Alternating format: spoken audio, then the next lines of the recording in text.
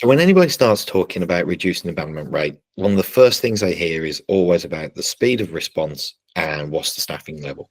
For me, any discussion should look at what are our customers expecting? How are they going to behave when they do or don't get that? Looking in some detail, we normally see spikes of abandonment rate around about the 1 to 1 minute 20-second mark or the 6 to 7 minute mark.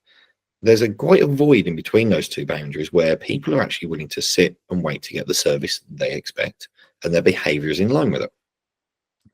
So bringing that into the planning world is also looking into what percentage drops out in those periods.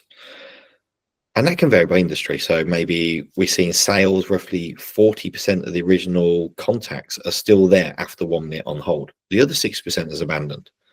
But in the support area, you see the way around. 60 to 70% are still waiting, whereas only 30% have abandoned. Tying these facets into what your service level goals are is the foundation of anything you should therefore do.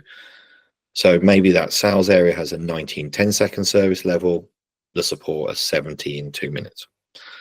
It's just aligning the service level to the expectation and behavior of your customers.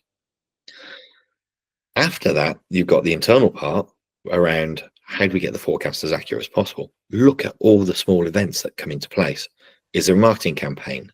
Yes. Who's it gone to? What populace? Is it new customers, old customers? Are the systems even running to speed? If they're being slow, calls are longer.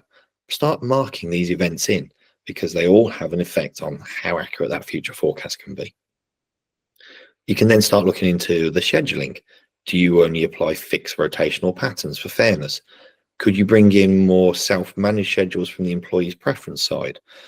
Bring in more flexibility and allows the workforce to be happier and de-stressed, but also with that revised forecast, a better alignment and in turn a happier customer as well.